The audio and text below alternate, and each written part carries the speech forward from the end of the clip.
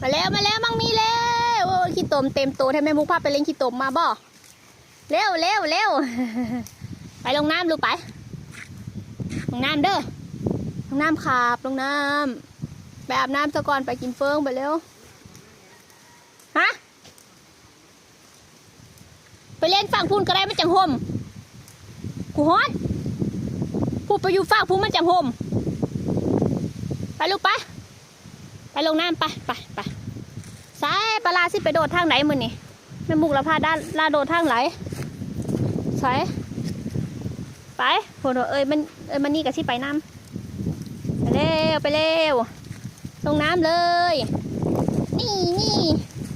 แม่หนูอยู่นี่มานี่เร็วเอา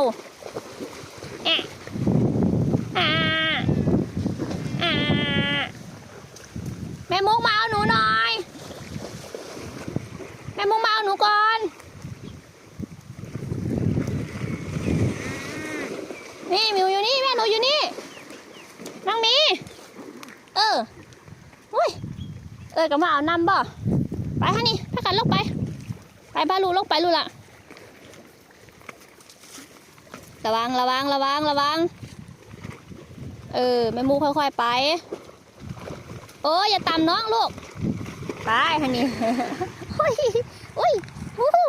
ไปเร็ว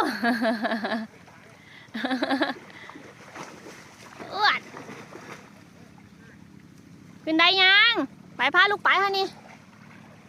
เร็ว